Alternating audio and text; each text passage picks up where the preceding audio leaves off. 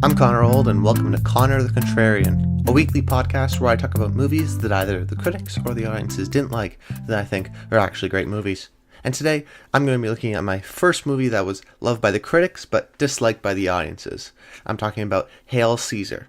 Now, before we jump into the movie, I always like to talk about the cultural landscape of the film at the time of release. This helps us understand the mind frame of society, which greatly influences those initial reviews. Now, most of the movies I've considered and pretty much will cover are disliked by the critics and liked by the audiences. This is sort of a common thing by almost pretty much all the movies I've done so far. So, however, with this one, I wanted to talk about one of my favorite directors of all time, the Coen brothers, and I do think they have a couple films actually qualified for this, but I decided to go with this one because of the really big split between audiences and critics. Despite people having negative opinions towards critics, I think it's a more of a scenario that the critics, a lot of times the critics didn't like the movie, and I did. Sort of, you question what went wrong with me. But sometimes when the critics get it right and the audience don't get it, and I respond to it, I go, I'd like to hear some more of their opinions, because the critics, they're the ones who are voicing their opinions, so it's obvious to see their flaws. But when you sort of have a general sort of audience reaction being poor and negative, sometimes it's hard to judge what they didn't really sort of like about it. And I know some people like to sort of crap on the critics, but I think most of the time actually people agree with the critics. You take a look at something like 3 highest grossing movies of the year domestically in 2018, and they'll probably stay that way for the rest of the year. You're looking at Black Panther, Avengers: Infinity War, and The Incredibles 2. All movies are fresh on Rotten Tomatoes and very well liked. I mean, 80s, 90s, they're very sort of seen highly regarded in that way. However, I think it's more rare that a popular film is actually liked by the critics and disliked by the audience. It makes sense when there's a divide where a weird experimental art film can be adored by the critics and disliked by the audiences because of where the critic and the audience is.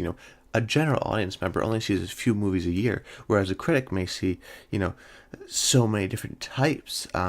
So they sort of praise original, different movies they've never seen before, whereas the audience members may dislike it for being too weird, just for weird's sake, and just for too different. So you have to realize that, sometimes the critics aren't the best people because they're coming from a different perspective, and that's sort of hard to avoid. So when Hail Caesar came along from well-respected and well-known directors, and there was a split between audiences and critics, I was surprised. This director sort of has their audience fans, and I'd actually been anticipating this movie because Inside Llewyn Davis is one of my favorite movies of all time, and maybe the Coen brothers may be my favorite directors of all time. And when I saw it, I was really ecstatic on it. I was really high on it.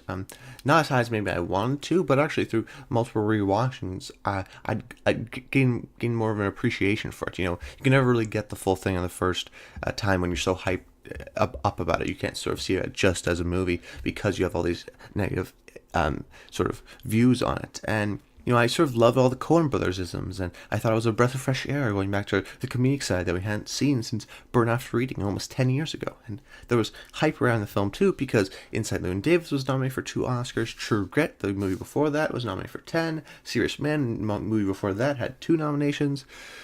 They were sort of on a roll, and Inside Llewyn Davis had already had sort of a bit of a cult status. People, started thinking it was the Coen brothers' best, so people were disappointed by a quirky, odd, seemingly pointless and confusing black comedy. They were upset and did not like the movie. We see this by Rotten Tomatoes audience score being 44% or 6.3 on IMDb, being tied for the second worst rated Coen brothers movie on IMDb. It did well at the box office for what a Coen brothers movie does, but they're never huge earners. The major thing was that people saw it and didn't like it, which had been sort of the story of the Coens' career. However, this hasn't gained any cult remembrance just yet, and I want to talk about the brilliance of Hail Caesar and why I didn't think it resonated with audience. The Coen brothers have had this before with The Big Lebowski, with Oh Brother Where Art with Hudsucker Proxy, where they're sort of misunderstood at the beginning and then they're sort of later liked. I'm not saying that this film will follow that trajectory. I just think that for a lot of people, they were expecting a murder mystery based on trailers, and I don't think it's a murder mystery. I think it's a slice of life movie, and I think it's one of those movies where if you take that perspective, it can totally change your way of viewing the movie, and for me, that really helped. So let's jump into the movie. We open to Eddie Mannix, a movie studio fixer, someone who deals with problems, keeps problems under wraps, and pictures on schedule.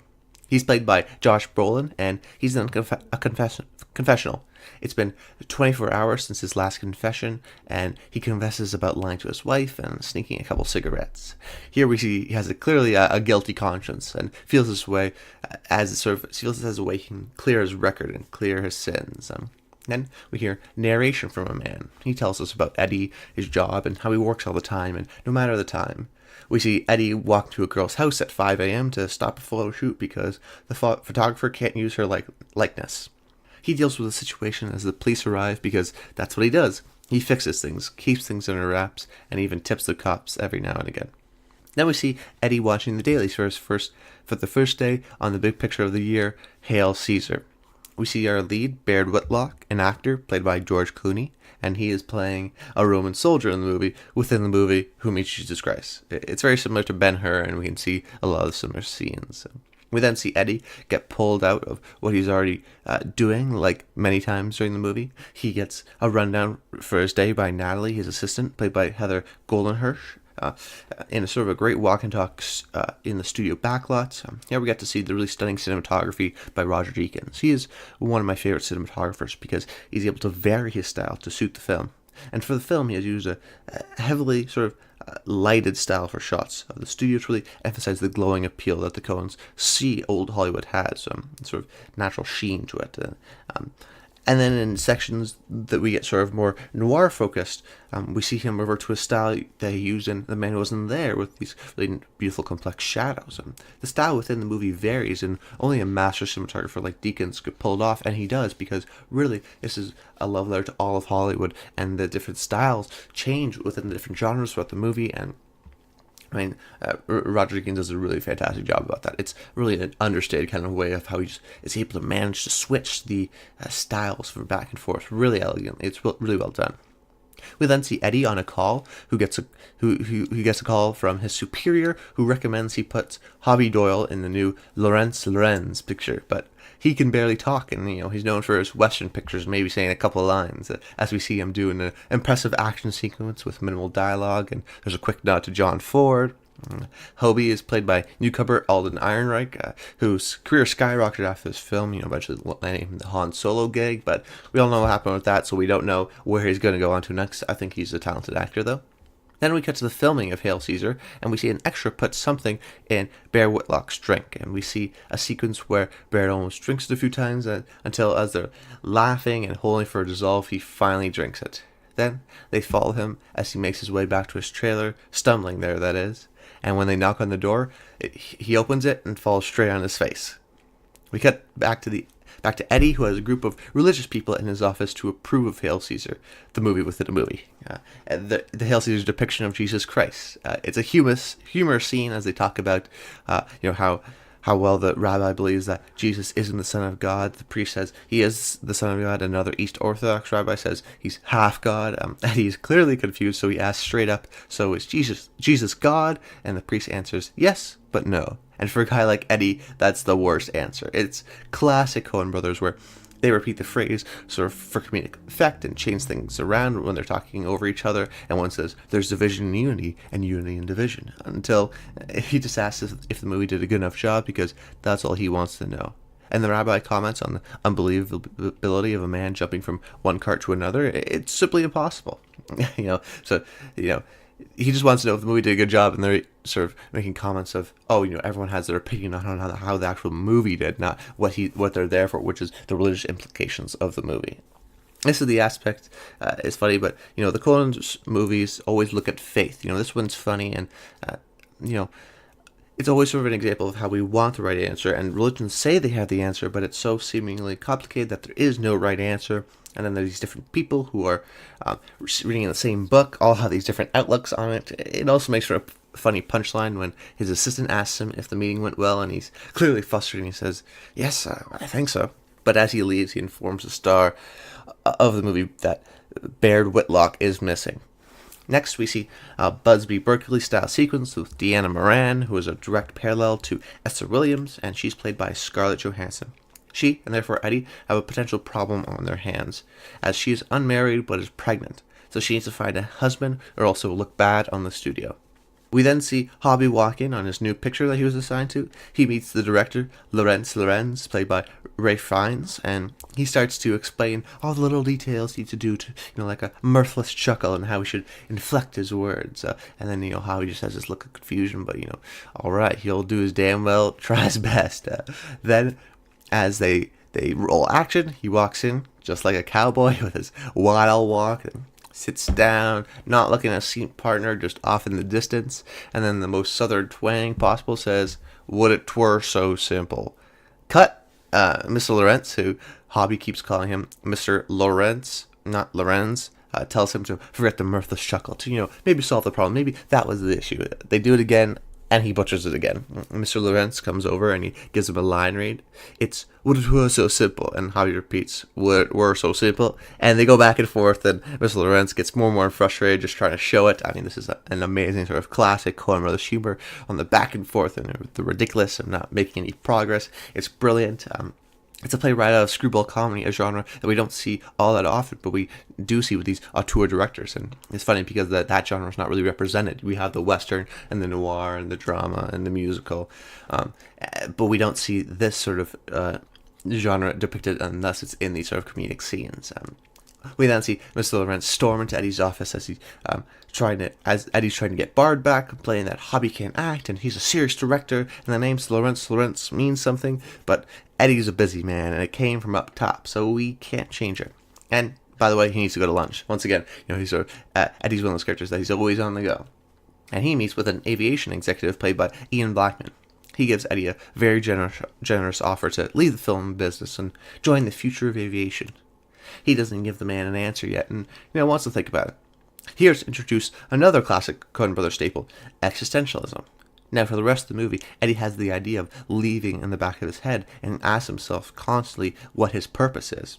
Is it to constantly deal with these idiots and deal with their problems? For the first time, he looks at the other side of the desk. The Coens have constantly looked at the struggling guy. I think Barton Fink, who is, the struggling screenwriter, or the serious man who's just trying to get answers. Now we're looking at the guy who has guys like Larry Goffnick and Barton Fink at his desk every day, and a lot of them, and he can't give them all answers. It's different, and it gives sort of a human feel, and I think it works well. It's different for the Coen Brothers. We now see where Bard is. He has woken up in a coastal house in Malibu and walks into a group of men sitting around and is asked to join in. He's confused and has no idea where he is because he's not that bright of a man, and the men aren't panicking or trying to abuse him, but instead want to educate him on the answers to economics, history, and politics. He wants to leave, but it's not that simple because these men are communists. We cut to Eddie, who has received the ransom, not saying that they have Baird Whitlock and they want $100,000 and to place him at this place, at this time.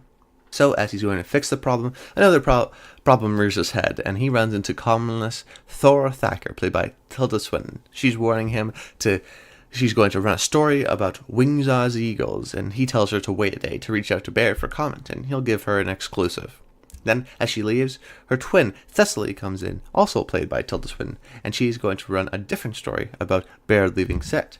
He tells her almost the exact same thing he told Thora, and she buys it. It's almost like we saw the same thing again because the twin reporters, played by the same actors, and wear pretty much the same thing, just different colors.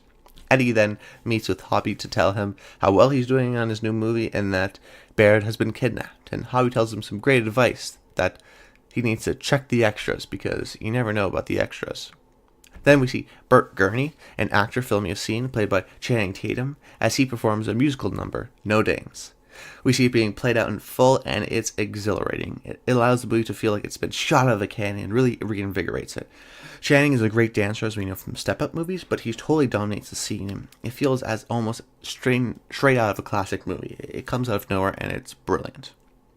Then we cut back to the communists in an ironic scene where they're explaining communism to Bard and that, writers don't get fair treatment in Hollywood and that because of how they're treated, they turn to communism. But when Bard asks to share in the money since he's going along with this kidnapping, they say, nah, they can't do that. It's making fun of communism and the sort of these righteous, all is fair men who push when push comes to shove are actually very selfish. Then we see Eddie fixing problems like checking the dailies of the Lawrence picture, where what was so simple was changed to it's complicated.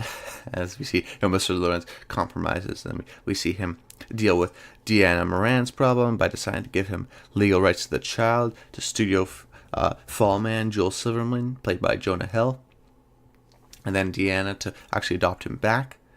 Then we see Hobby at his premiere and is crushed when they sort of intercut his singing scene, which he really worked hard on with a gag. And then while on his date, he sees Bert Gurney, who has the briefcase with the money that Eddie showed him, that sort of Eddie gave up for Baird Whitlock, thinking that Bert Gurney is attached to this. He follows Bert back to the Malibu house, where he walks in and we see Baird sitting there by himself because everyone else is having a weird encounter with a submarine. So Hobby brings him back to town and into Eddie's office. Baird explains to Eddie what he learned, and Eddie grabs him and slaps him repeatedly and tells him, "You out there and finish that picture. Never help in your own kidnapping. The studio treats you well, and it's going to stay that way because he has worth, and that's how it works." He trembles away as the facade he has. He could say these lines with such confidence like an actor, but when confronted, he is really a scared man.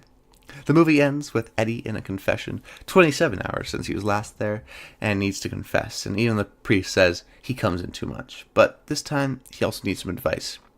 If it's easy, is it wrong? The priest tells him that God wants us to do what's right. And the revelation washes across Eddie, and he realizes, yeah, it is right. It's a hard job, but it's what he's supposed to do because it feels right.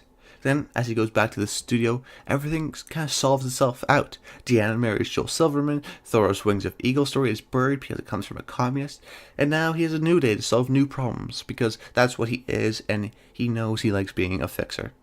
The movie is an incredible love letter to 1950s cinema. There's almost every genre there, with Hobby with the western, Baird with the epic, Eddie with the noir, Deanna with the melodrama, Bert being the musical. It all comes together as a great and honest look at Hollywood. And what I think why people didn't like this movie was in part due to the marketing. The film was marketed as a murder mystery, and it's not that way. It's a slice of life movie. It's 24 hours of this guy's Hollywood fixer's life, and you have to look at it that way. A way to sort of explore 1950s Hollywood, and that's why we have these little vignettes of these characters, and they have their amazing scenes, which were so simple. No dames, the religious meeting. I find it hard not to laugh. So when people were sort of confided, oh, the mystery doesn't matter, it's like The Big Lebowski in that way. Everything solves itself, and it's really at the end of the day about the jokes, about the characters, and all the characters have their little quirks, and there's real revelations from our main character. He has found purpose in his life. He does grow. He, like Jesus Christ, sort of takes on everyone's problems, but doesn't want to do aviation because even though it's long hours and pain, he likes doing what he's doing. And in that sense, that's what sort of sense of love the Coens have that make this movie special. I think if you love movies, really love it, warts and all, I think you'll like this movie because it's a sort of a great love letter to the 50s, and as you learn more about it, the more the movie sort of appreciates in my value and in my mind. Because I think ultimately Hail Caesar is a great movie. I'm Connor Roll. Make sure you rate and review the podcast on iTunes because unfortunately this will be the last episode of Connor the Contrarian for the foreseeable future. There were a variety of factors that led to this decision, mostly the time commitment these episodes take. Maybe I could do this if it was the only thing I did, but I also have Old Oscar Countdown on my YouTube channel, which is starting up soon. But I also found the podcast to be less creatively rewarding than my YouTube projects. I'm such a fan of podcasts myself that I highly doubt I'll sort of not either bring the series back in a different format or I'll launch a new series. I think I'm about done with podcasting, but I felt that the podcast became so similar to my YouTube stuff that there's nothing new I was bringing to the medium. And my inspiration, what I listen to, comes from 1 to 2 hour long podcasts, normally with a minimum of 2 people. And I thought that, I could pull this off, but it more felt like my YouTube videos, audio only with sort of more narration. However, although I'm done podcasting now, that does not mean the future is dim. As a matter of fact, it's bright. I have many new ideas for series, and this only means I'm even more committed to delivering the best product with Old Oscar Countdown. So if you think the Oscars sort of, think maybe the Oscars already, I say give the episode a shot. You may be surprised how sucked in you get with all the Oscar buzz that is sort of never as hectic as it is right now. Just give it a shot. That's all I ask for. Just search Connor Roll on YouTube. You'll find it there. I hope you guys enjoyed the podcast for what it was, and until next time, stay tuned.